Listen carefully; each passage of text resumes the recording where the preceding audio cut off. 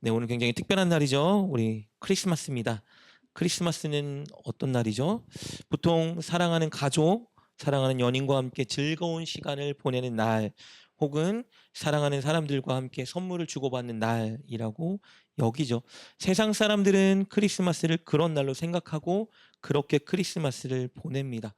여러분, 가족과 함께 시간을 보내는 것, 사랑하는 사람들과 추억을 만드는 것, 그리고 서로 선물을 주고받는 것, 물론 너무 좋은 일이죠. 저는 우리가 늘 그런 일들에 힘쓰며 살았으면 좋겠습니다. 늘 성도 안에, 또 가족 안에 그런 나눔과 사랑과 교제가 날마다 넘쳐나는 것은 정말 하나님이 기뻐하는 일입니다. 그러나 크리스마스는 우리가 그런 것들을 하기 위해 지정된 날은 아닙니다. 크리스마스는 우리가 받은 최고의 선물에 감사하고 그것을 기념하는 날입니다. 여러분, 우리 모두는 이미 최고의 선물, 가장 좋은 선물을 받았습니다. 그 선물은 예수 그리스도죠. 예수님은 이 땅에 인간의 몸을 입고 오셨는데, 그분이 이 땅에 인간의 몸을 입고 오신 이유는 우리에게 당신을 선물로 주기 위해서였습니다. 예수님은 당신께서 가졌던 능력, 당신이 가진 사랑, 당신이 가진 말씀, 그리고 당신의 생명까지 모든 것을 우리에게 선물로 베풀어 주셨습니다. 특히 당신을 통해서 우리에게 가장 필요한 것들을 채워주셨습니다. 여러분, 우리가 가장 필요로 하는 것은, 우리에게 가장 필요한 것은 바로 구원입니다. 예수님은 죄와 사망으로부터 우리를 구원하기 위해 이 땅에 오셨고 그 일을 이루어 주셨습니다. 우리 모든 인간은 죄와 사망의 문제에 억눌려 사는 사람들입니다. 여러분, 우리 힘으로 누구도 죄를 이겨낼 수는 없습니다. 우리 다 죄를 짓고 살아요. 마음으로, 생각으로, 말로, 행동으로 우리 다 죄를 짓고 살아갑니다. 죄를 짓기 때문에 우리는 결국 죽음을 마주해야 합니다. 왜냐하면 죄의 싹은 사망이기 때문입니다. 죄를 지은 자는 반드시 다 죽음이라는 대가를 치러야 합니다. 우리는 날마다 죄를 짓기 때문에 우리 모두는 다 죽을 운명에 처한 자들이고, 그래서 결국 우리는 소망이 없는 자들이에요. 그런데 이 죄와 죽음의 두 가지 문제를 주님께서 해결해 주시고자 이 땅에 우리를 위해 오신 것입니다. 죄를 지었기 때문에 영원한 죽음을 맞이해야 되는 우리를 위해서 예수님이 우리 대신에 십자가에 달려 당신의 목숨을 주셨습니다. 유일하게 죄 없는 예수님께서 늘 죄를 짓고 살아가는 우리를 대신해서 죽으심으로 우리의 죄값을 다 치러주신 거예요. 그래서 예수님을 믿는 우리에게는 영원한 죽음은 없습니다. 이 땅에서 물론 우리의 육이 삶이 끝나면, 우리는 이 땅에서 육의 삶은 끝나지만 그때 우리 영이 죽는 것은 아니고, 우리의 영은 즉시 예수님과 함께 동행하다가 마지막 재림의 때에 영원한 영생의 몸을 입고 아름다운 천국에서 주님과 함께 살게 될 것입니다. 그러니까 우리의 육신의 죽음은 끝이 아니라 사실 영원한 천국의 삶을 위한 시작이라는 것을 우리가 명심해야 됩니다. 이것을 바로 예수님께서 이루어 주신 것이죠. 이렇게 우리 사망의 문제를 해결해 주신 예수님은 우리 죄의 문제도 해결해 주셨습니다. 여러분, 우리가 예수님을 믿는 순간 예수님은 성령으로 우리 안에 거하시고 우리가 우리 힘으로 이겨낼 수 없는 죄의 유혹을 반드시 이겨내게 하십니다. 죄를 짓는 선택과 행동이 아니라 오히려 하나님이 기뻐하는 선한 일들을 할 수 있는 마음을 주시고요, 생각을 주시고요, 지혜를 주시고 힘을 주십니다. 이것을 위해서 예수님이 이 땅에 오신 겁니다. 우리를 위한 선물로 이 땅에 주님이 오셨습니다. 그래서 오늘 우리는 예수 그리스도라는 가장 좋은 선물을 받은 것에 감사하고 그것을 기념하는 날로 지정한 것입니다. 최고의 선물을 받은 사람답게 우리는 오늘 기쁨과 감사의 마음으로 예수님을 예배해야 하는 것이죠. 누군가에게는 이렇게 오늘이 최고의 선물을 받은 기쁨 날, 감사의 날, 즐거운 날이지만 안타깝게도 다른 누군가에게는 오늘은 그저 그런 날입니다. 모두가 이미 최고의 선물을 받았지만 누군가는 그것이 정말 좋은 선물인지 최고의 선물인지 모르기 때문에 크리스마스는 그저 사랑하는 사람들과 시간을 보내는 날, 선물을 주고받는 날로 여기고 그렇게 살아갑니다. 여러분은 오늘 어떻게 살아가고 계십니까? 여러분에게 오늘은 정말 감사하고 감격스럽고 기쁜 날인가? 여러분은 정말 최고의 선물인 예수님을 받은 것에 여러분이 기쁘고 감사하고 감격스러워 예수님을 예배하러 오셨는가? 아니면 여러분에게도 오늘은 그저 그런 날은 아닐까? 혹시 여러분은 남들처럼 선물을 받지 못했거나 혹시 누군가와 함께 즐겁게 오늘을 보내지 못하는 것 때문에 오히려 섭섭하고 우울하게 느껴지는 날은 아닐까? 오늘 본문을 보니까 두 부류의 사람이 나옵니다. 한 부류의 사람은 예수님을 정말 가장 좋은 선물로 여기고 감사와 감격 안에 거했던 사람이고, 다른 부류는 예수님을 좋은 선물로 여기지 않기 때문에 예수님을 거절하는 사람들입니다. 먼저 본문을 통해서 예수님을 가장 좋은 선물로 여겼던 그 사람에 대해 살펴보도록 하겠습니다. 여러분, 예수님께서 갈릴리 지역에 사역을 하시다가 어느 날 갑자기 제자들을 이끌고 배를 타고 건너편 마을로 가자 하셨습니다. 당시 예수님은 너무 피곤하고 지친 상태였어요. 눈 붙일 겨를도 없이, 쉴 겨를도 없이 사람들에게 계속해서 복음을 전하고 당신에게 계속 다가오는 모든 병자들을 치유해 주셨기 때문에 예수님 육체의 피로드는 쌓일 대로 쌓여 있는 상황이었습니다. 그럼 좀 몸을 이유고 쉬면 될 텐데 예수님은 피곤한 몸을 이끌고 제자들과 함께 배를 타고 갈릴리 건너편 마을로 가자 하십니다. 그리고 배를 타고 가는 도중에 너무 강한 바람과 파도를 만나게 돼요. 그 강한 바람과 파도를 뚫고 기어코 갈릴리 맞은편인 거라사인의 땅에 예수님이 제자들과 함께 가셨습니다. 제자들은 의아했을 거예요. 왜냐하면 예수님이 그들을 데려간 땅은 이방에 속한 땅이었기 때문입니다. 여러분, 당시 유대인들은 이방인들에게는 하나님의 구원이 없다, 이방인은 부정한 자들이고 죄인이기 때문에 우리가 발도 디디면 안 되는 곳이다라고 생각했던 지역입니다. 그런데 예수님께서 피곤함을 무릅쓰고 강한 바람과 파도를 헤치고 제자들을 붙들고 이방인의 땅, 가라사인의 땅에 간 거예요. 이해할 수가 없었겠죠. 왜 예수님은 제자들을 데리고 그 땅에 갔을까? 당신을 그곳 사람들에게 선물로 주시기 위해서였습니다. 예수님은 한 사람을 찾아가셨어요. 오늘 본문 보니 26절, 27절에 이렇게 기록되어 있죠. 그들이 갈릴리 맞은편 거라사인의 땅에 이르러 예수께서 육지에 내리심에 그 도시 사람으로서 귀신 들린 자 하나가 예수를 만나니 그 사람은 오래 옷을 입지 아니하며 집에 거하지도 아니하고 무덤 사이에 거하는 자라. 모든 역경을 헤치고 피곤함을 무릅쓰고 예수님이 그 땅에 가서 만난 첫 번째 사람, 예수님이 찾아간 그 사람은 너무 가련하고 불쌍한 사람이었습니다. 그 사람은 사람다운 삶을 전혀 살지 못하고 있던 사람이었어요. 오랫동안 옷을 입지 않고 집을 나와 늘 무덤 사이에 거하고 있었습니다. 여러분, 무덤은 죽음을 의미하죠.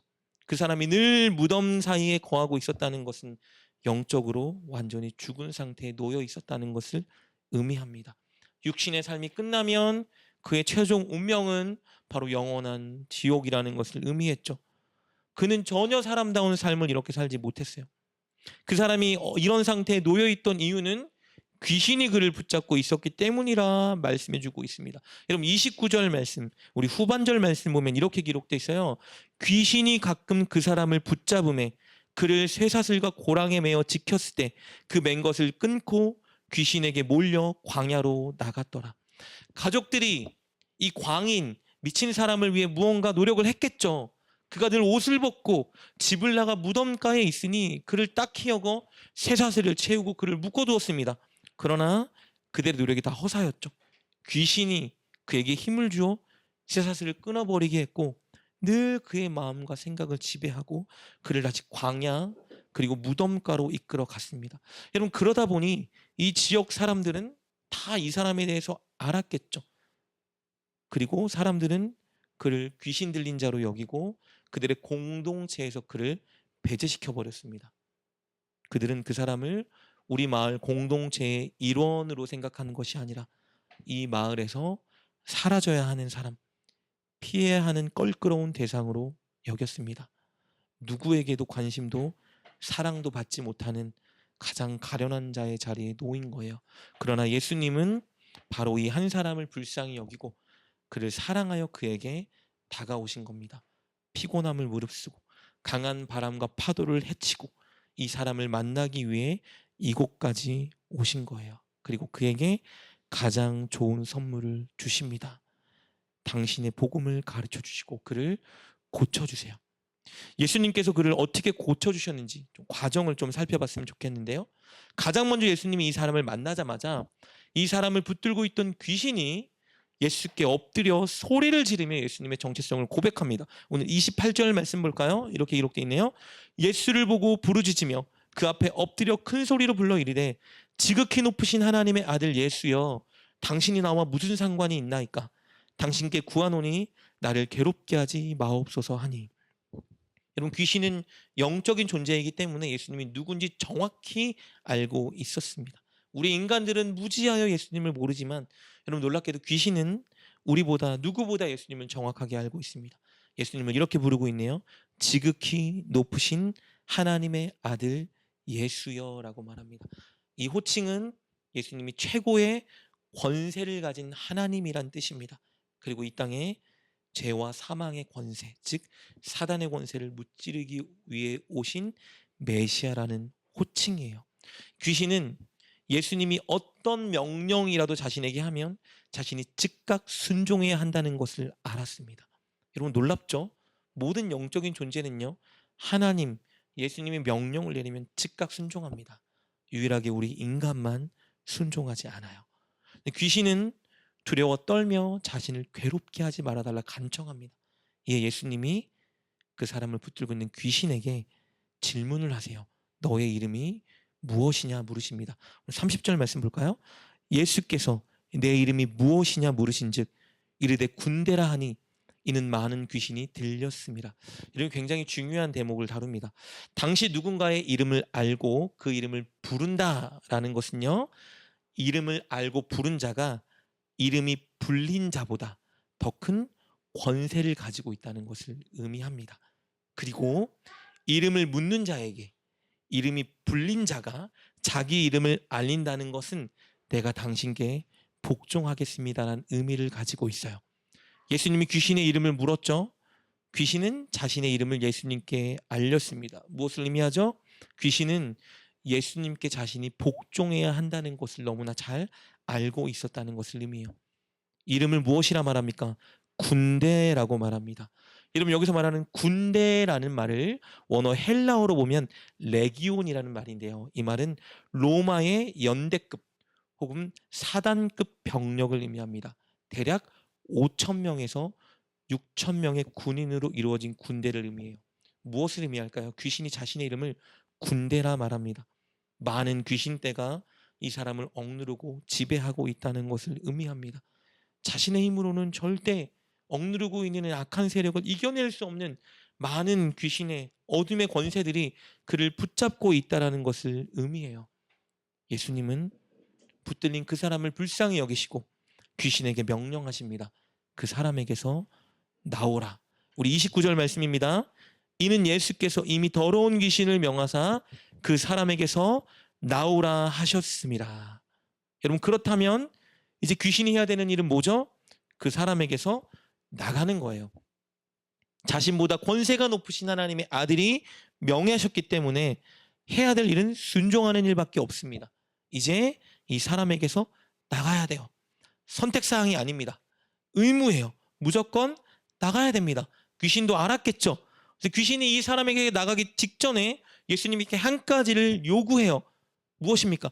자신을 지금 지옥에 던질 수 있는 심판주라는 걸 알았기 때문에 나를 제발 지금 지옥에 던지지 마시고 저기 있는 돼지떼들에게 들어가라 허락해 주십시오라고 귀신이 예수님께 간구하는 것을 보게 됩니다. 그리고 예수님이 그것을 허락하시고 귀신은 자신이 포로 삼고 억눌렸던 자에게서 나와 귀신떼에게로 들어갑니다. 오늘 31절부터 33절까지 말씀 볼까요? 무적행으로 들어가라 하지 마시기를 간구하더니 마침 그곳에 많은 돼지떼가 산에서 먹고 있는지라 귀신들이 그 돼지에게로 들어가게 허락하심을 간구하니 이에 허락하시니 귀신들이 그 사람에게서 나와 돼지에게로 들어가니 그때가 비탈로 내리다라 호수에 들어가 몰사하거늘. 군대 수많은 귀신들이 이 남자를 억누르고 있었는데 그 귀신들이 어디로 들어간 거예요? 돼지떼에게로 다 들어갔습니다. 얼마나 많은 악한 세력들이 붙잡고 있었는지. 여러분 마가복음 5장 13절을 보면 돼지떼가 2,000마리였다라고 기록되어 있습니다. 이 귀신들이 사람에게서 나가 돼지떼에게로 들어가고 돼지떼가 물로 들어가 뛰어들어 몰사하는 일이 발생했습니다. 그리고 귀신에 억눌리고 포로되었던 자가 자유함을 얻게 됩니다. 그가 구원을 받았어요. 이로써 귀신에 억눌리고 귀신의 포로가 되었던 그 사람이 자유를 얻게 되었습니다. 여러분 이 사람은 최고의 선물을 받은 거예요. 늘 귀신에게 붙들려 두려움에 떨고 귀신이 주는 생각에 사로잡혀 자신이 원하지 않는 일을 하며 귀신의 노예처럼 살아갔던 그 사람, 모든 사람에게 버림받았고 누구에게도 사랑받지 못했던 이 가련한 처지에 있던 이 사람이 귀신으로부터 자유를 얻었습니다. 그래서 이제 그는 귀신의 노예가 아니에요. 더 이상 두려움과 염려와 억압에 붙들려 살지 않아도 됩니다. 이제 그는 주님의 사랑받는 자녀가 되었습니다. 그 마음에 평안이 임했고요. 그 마음에 감사가 임했고요. 한 번도 경험해보지 못했던 기쁨이 그 안에 가득 일어나는 것을 그가 경험하게 됩니다. 그리고 그 안에 소망이 넘쳤어요. 소망이 없는 사람이었는데 그 안에 산소망이 생겼습니다. 가장 좋은 선물을 받은 거예요. 예수님의 사랑과 자비를 그가 받고 구원받은 새 사람이 되었습니다. 얼마나 기쁘고 감사했는지 그는 주님께 이렇게 고백합니다. 주님, 저 주님과 함께 있고 싶습니다. 저 주님을 따르고 싶습니다. 주님이 나의 기쁨이자 소망이기에 저 다 내려놓고 주님과 함께 하고 싶으니 함께하게 허락해 주십시오. 우리 38절, 39절 볼까요? 이렇게 기록되어 있죠. 귀신 나간 사람이 함께 있기를 구하였으나 그가 구한 거예요. 주님과 함께 있고 싶어요 말한 겁니다. 예수께서 그를 보내시며 이르시되 집으로 돌아가 하나님이 내게 어떻게 큰 일을 행하셨는지를 말하라 하시니 그가 가서 예수께서 자기에게 어떻게 큰 일을 행하셨는지를 온 성내에 전파하니라. 예수님이 너무 좋은 선물인 걸 알았습니다. 이분만 있으면 된다라고 생각했어요. 나를 고치신 분, 나에게 평안과 소망을 주신 이분과 늘 함께 해야 되겠다 생각했죠. 다른 무엇과도 바꿀 수 없는 가장 좋은 선물을 받았습니다. 다 버리고 예수님을 따르고 싶었던 거예요. 그러나 예수님은 지금 당신을 따르지 말고 집으로 돌아가라 말씀하십니다. 왜요? 이 사람들 집에 나와 살았죠. 집으로 돌아가라는 거예요. 공동체 안에 회복을 허락하신 것입니다. 그리고 집으로 돌려보낸 이유가 있어요. 그에게 한 가지 사명을 주셨습니다. 가족에게 돌아가서, 친척에게 돌아가서, 이웃에게 돌아가서 너가 만난 예수님을 알려라 라고 말씀하셨어요. 너가 받은 구원의 좋은 소식을 이 마을 모든 사람들에게 알려라 말씀하십니다. 그리고 그는 즉각 돌아가 예수님 말씀에 순종하여 마을 구석구석을 누비며 구원의 복된 소식을 전했습니다. 여러분 얼마나 좋은 선물을 받았습니까? 이 사람에게는 예수님이 가장 귀한 선물이었어요. 그런데 놀랍게도요, 이 예수님을 보고도 예수님을 좋은 선물로 여기지 않고 배척한 사람들이 있습니다. 바로 이 광인이 있던 마을 사람들이에요. 여러분 이 놀라운 장면을 목격한 사람들이 동네방네 다니며 소문을 전했습니다. 그리고 이 소식을 들은 수많은 사람들이 이것이 사실인가 하여 확인하기 위해 예수님의 있는 곳으로 몰려왔어요. 그리고 놀라운 광경을 목격합니다. 누구도 제어할 수 없던 그 귀신 들린 사람, 그 사람이 온전한 정신으로 말짱한 모습으로 예수님 곁에 앉아있는 모습이었어요. 그는 옷을 입지 않았죠. 늘 집에 나와 무덤가에 있었죠. 늘 미친 사람처럼 행동하고 누구도 제어할 수 없는 사람이었는데 그들 눈앞에 있는 그 사람은 다른 사람이 되어 있었습니다. 옷을 입고 있었고요. 무덤이 아닌 예수님 곁에 순종적인 모습으로 예수님 말씀을 듣고 있었습니다. 그리고 그 얼굴을 보니 얼굴에 두려움과 포악함과 사나움이 아니라 평안함과 기쁨의 빛이 비치고 있었습니다. 우리가 알던 그 사람이 아니에요. 완전히 새로운 사람이 되어 있었습니다. 오늘 34절 35절 이렇게 기록되어 있죠. 치던 자들이 그 이루어진 일을 보고 도망하여 성내와 마을에 알리니 사람들이 그 이루어진 일을 보러 나와서 예수께 이르러 귀신 나간 사람이 옷을 입고 정신이 온전하여 예수의 발치에 앉아 있는 것을 보고 두려워하거늘. 너무 놀라운 일이 펼쳐졌어요. 옷을 입고 말끔해진 모습으로 예수님 발치에 앉아 예수님의 말씀을 듣고 있었습니다. 얼굴빛이 완전히 다른 사람이 되었어요. 그런데 굉장히 희한한 일이 발생해요. 이 광경을 목격한 모든 사람들이 예수님께 우리 마을을 제발 떠나달라고 간청합니다. 여기 있지 말고 제발 떠나주세요라고 간청해요. 우리 36절 37절입니다. 귀신 들렸던 자가 어떻게 구원받았는지를 본 자들이 그들에게 이르매 거라사인의 땅 근방 모든 백성이 크게 두려워하여 예수께 떠나시기를 구하더라. 예수께서 배에 올라 돌아가실세. 여러분, 귀신에 붙들려 있던 사람, 사람답게 살지 못하던 사람이 치유받았습니다. 좋은 일 아닌가요? 예수님은 그 사람에게 준 구원을 이 모든 마음 사람들에게 주기 위해 이곳을 찾아오신 거예요. 그런데 사람들이 예수님을 배척하고 이 마을을 떠나달라고 간청하고 있습니다. 왜 그랬을까요? 두려웠기 때문이라고 기록되어 있어요. 뭐가 두려웠을까요? 예수님 때문에 돼지떼가 죽은 것을 보고 우리의 가축도 죽지는 않을까? 우리가 어떤 금전적인 손해를 보지 않을까? 두려운 마음이 들었습니다. 여러분, 오늘 여러분 중에 혹시 본문 말씀을 듣다가 죽은 돼지떼의 주인은 너무 큰 손해를 본 게 아닐까라고 생각하는 분이 있을 수도 있어요. 그렇다면 여러분은 정말 중요한 것을 보지 못하고 있는 것입니다. 여러분, 이 사건을 통해서 우리가 주목해야 되는 것은요, 죽은 돼지떼가 아닙니다. 예수님께 구원받은 한 사람이에요. 우리는 돼지떼가 죽어서 손해를 입는 것을 두려워해야 될 것이 아니라 귀신에 붙잡혀 있던 그 죽은 사람이 온전히 구원받아 새 사람이 된 것으로 인해 기뻐하고 감격해야 합니다.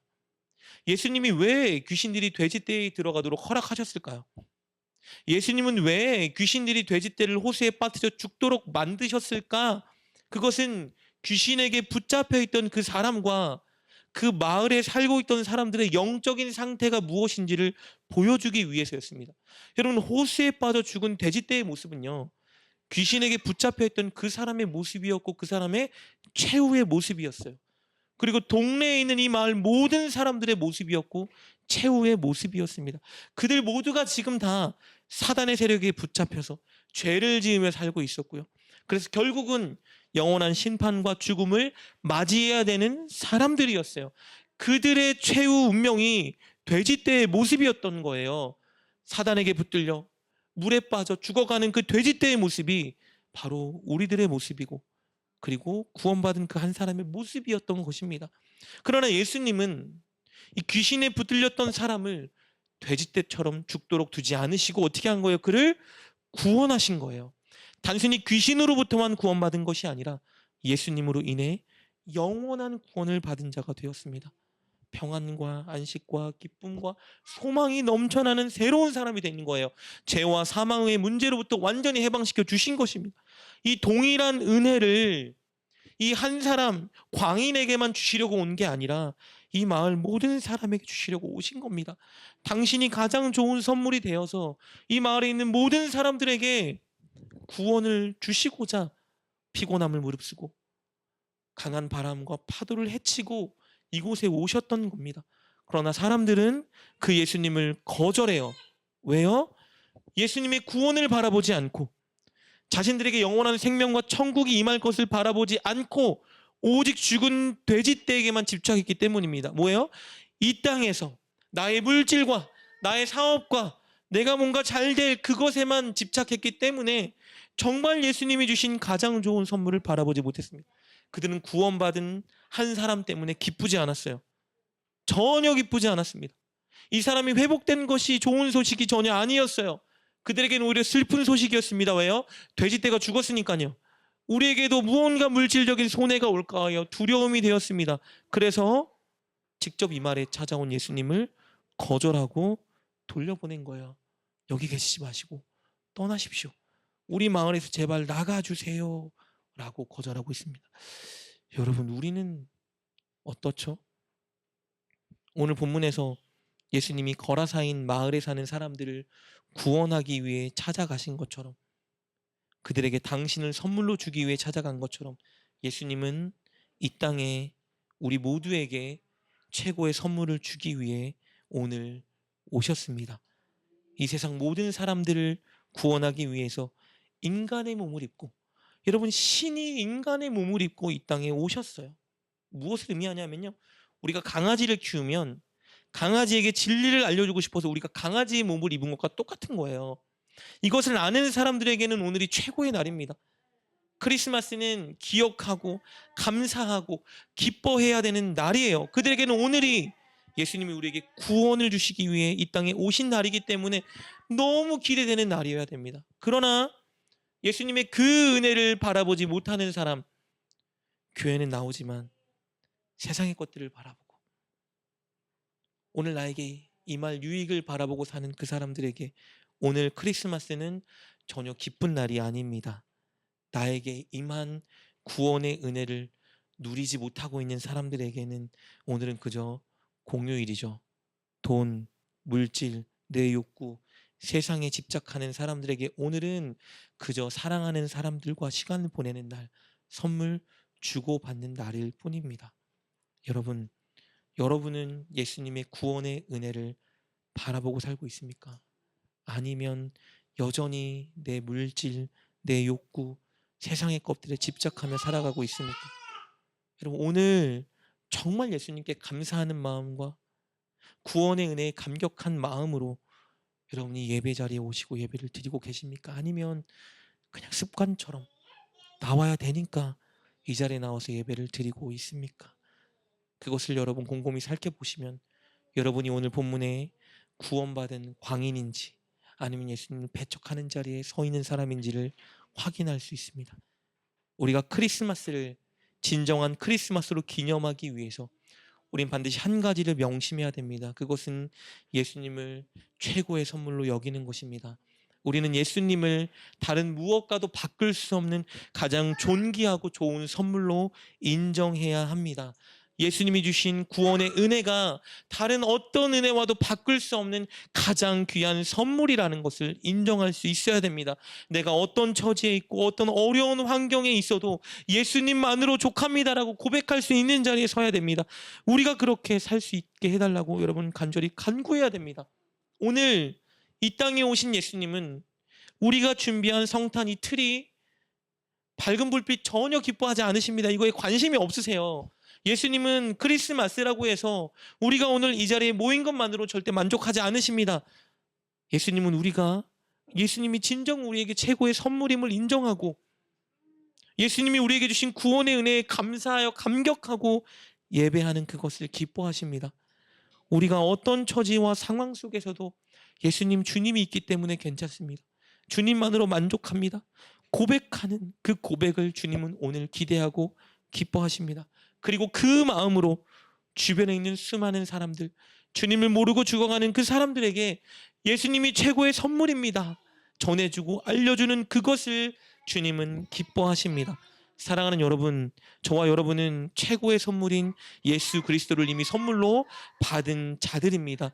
세상과 비교할 수 없는 모든 것이 다 담긴 가장 중요한 구원의 선물을 우리가 받았습니다. 그러니 오늘 이 시간 결단했으면 좋겠습니다. 예수님 덕분에 기뻐하고 예수님 덕분에 감사하고 예수님 덕분에 감격할 수 있는 여러분이 되기를 결단했으면 좋겠습니다. 늘 구원의 은혜를 기억하며 이거 채워주지 않았다, 내가 원하는 대로 해주지 않았다, 이거 안 해주셨잖아요, 불평하기보다는 주님이 주신 구원의 은혜가 너무 감사합니다, 주님이 내게 오신 것이 너무 감사합니다 고백하며 주님만으로 만족하겠습니다 시간 결단하는 저와 여러분 되었으면 좋겠습니다. 그 결단과 그 고백이 오늘이 크리스마스를 진정한 크리스마스답게 만들어 줄 것입니다. 이 시간 말씀을 붙들고 함께 기도하며 나아갈 때에 주님, 본문에 나왔던 누구도 사랑하지 않았던, 귀신에 붙잡혀 살았던, 전혀 인간다운 삶을 못했던 이 불쌍한 사람을 사랑하시어 그에게 다가오신 것처럼 아무 별 볼 일 없고 늘 죄를 지으며 심판받아 마땅한 우리를 위해 오늘 이 땅에 인간의 몸을 입고 오신 주님의 은혜를 기억하겠습니다. 하나님, 그것만으로 족하다 고백하겠습니다. 우리 처지, 우리 상황이 어렵다 하여도 그것에 불평하지 않고 우리를 찾아와 우리를 사랑해 주신 주님 한 분만으로 감사하다 고백하겠습니다. 그렇게 믿음으로 고백하는 우리가 되게 도와주시고 이 좋은 소식을 날마다 삶의 모든 연장에서 사람들에게 알리며 살아가는 우리가 되게 하여 주시옵소서. 이 시간 믿음으로 결단하며 말씀을 붙들고 주께 기도하며 나아갑시다. 기도하겠습니다.